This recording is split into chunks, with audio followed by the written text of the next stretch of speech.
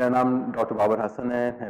मैं बच्चों का दिल के अमराज का स्पेशलिस्ट हूँ, पीडियाट्रिक कार्डियोलॉजिस्ट कहते हैं हमें। तो बच्चे जो कि डाउन सिंड्रोम जिनको होता है, उनमें अगर आप देखें तो हर 2 में से 1 बच्चा जो डाउन सिंड्रोम वाला है, उसके दिल में मर्ज़ और या दिल में प्रॉब्लम्स हो सकती हैं। वो प्रॉब्लम कई रेंज की होती हैं। तो जब इतना हाई अकरेंस हो किसी भी चीज़ का, तो ज़ाहिर सी बात है उस चीज़ को देखना और उस चीज़ को डिटेक्ट करना बहुत इम्पॉर्टेंट होता है। तो इसलिए एक कार्डियोलॉजिस्ट की बहुत ज़रूरत होती है बच्चे जो कि डाउन सिंड्रोम के बच्चे हैं उनको देखने के लिए।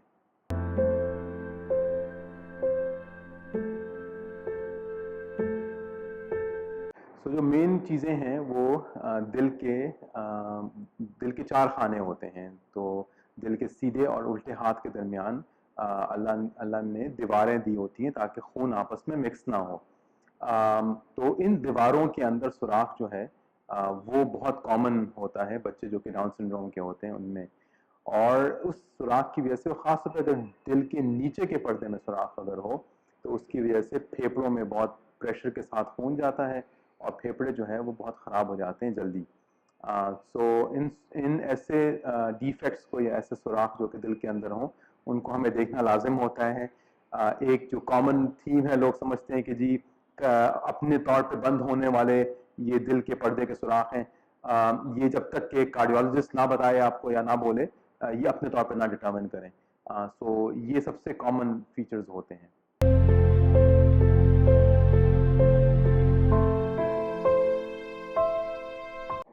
बहुत इम्पोर्टेंट सवाल है ये, क्योंकि सो आमतौर पे एक जो कॉमन मतलब अगर आप अंडरस्टैंडिंग समझे दिल के नीचे के पर्दे के सुराख खास तौर पे, या वाल्व की अगर प्रॉब्लम हो दिल के अंदर, सो एक कॉमन अंडरस्टैंडिंग ये है कि इस तरह के सुराख की जो है उनमें बच्चों जो हैं वो उनमें अलामात आती हैं। अलामात क्या आती हैं कि भाई दिल की धड़कन बहुत तेज़ हो जाती है, सांस बहुत तेज़ी से चलती है, वजन सही नहीं पड़ता, फीडिंग नहीं सही लेते। और आम तौर पे जो बच्चे जिनको डाउन सिंड्रोम नहीं होता उनमें अगर इस तरह के दिल के डिफेक्ट्स होते हैं, तो हम इन अलामात का इंतज़ार करते हैं। जब ये अलामात आने शुरू हो जाते हैं, उस पॉइंट पे जाके हम उनमें ऑपरेट करते हैं, या उन अलामात के आने पे ही वो बच्चे जो हैं वो कार्डियोलॉजिस्ट के पास आते हैं। जो एक बहुत यूनिक फीचर है बच्चे जो डाउन सिंड्रोम के बच्चे जो हैं उनके अंदर, कि उनमें ये अलामात नहीं आती।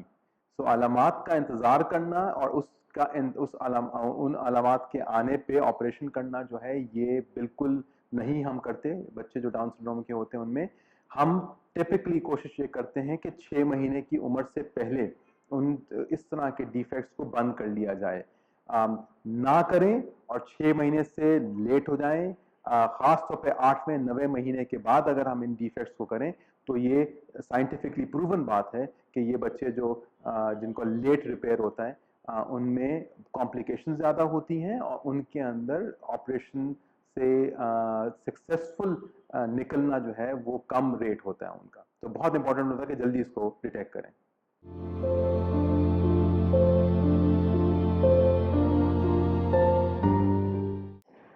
तो एक चीज़ जो हम हमेशा बोलते हैं कि जो भी बच्चा, इनफैक्ट मैं आगा खान से हूँ, तो आगा खान अस्पताल में जो भी बच्चा डाउन सिंड्रोम के साथ पैदा होता है, तो घर जाने से पहले उसका लाजिम एक एकोकार्डियोग्राम होता है।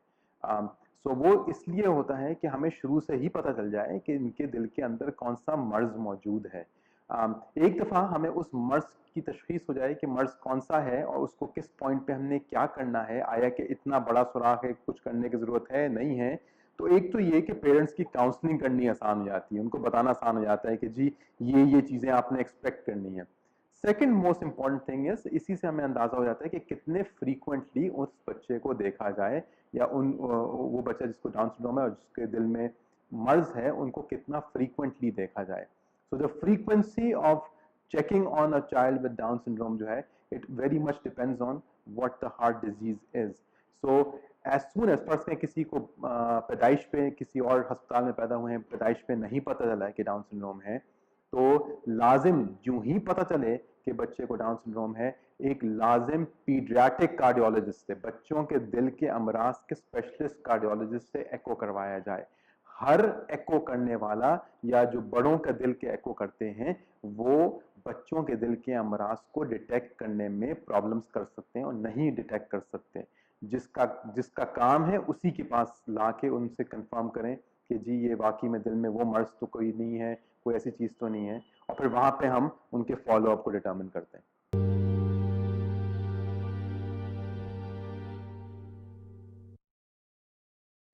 तो एक बहुत इम्पॉर्टेंट चीज़ है कि मैं यूएस में ट्रेन हुआ था, और अमेरिका के अंदर जितने भी मेजर, ख़ास तौर पे बच्चों के केसेस में जितनी भी मेजर चीज़ें हुई हैं, और जितने भी मेजर एडवोकेसी हुई है, यानी कि बच्चों की आवाज़, बच्चों के हेल्थ के मुतालिक आवाज़ उठाई गई है, वो ऑर्गेनाइजेशंस, वो पेरेंट्स यानी कि वालदैन और ऐसे ऑर्गेनाइजेशंस ने उठाई हैं जिनके जो फाउंडर्स थे वो खुद उनके बच्चे जो हैं वो उस चीज़ का या उस कंडीशन का जो है वो उस कंडीशन में है।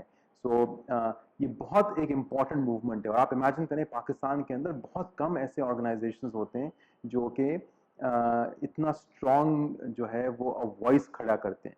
हम केडीएसपी के साथ बहुत शुरू से हैं, और अब तो एक आगा खान यूनिवर्सिटी केडीएसपी के साथ उन्होंने हाथ जो मिलाए हैं कि हम जितनी भी कॉम्प्लेक्स इश्यूज हैं, बच्चे जो डाउन सिंड्रोम के होते हैं, हम उनको मिल के हेल्प कर सकें उस चीज़ में।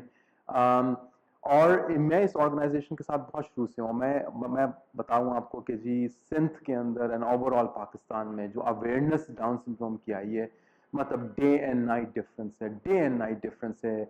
2011 में जब मैं वापस आया था यूएस से, उस वक्त किस तरह से बच्चे जो डाउन सिंड्रोम के हमारे पास आते थे, और अब जो आते हैं डे एंड नाइट, मतलब सो आई वुड जस्ट से कि such an organization should be available for every other issues in pediatrics।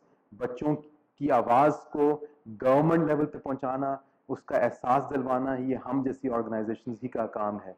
And Aga Khan University is with you guys, so let us know, we will be with you guys for all of this।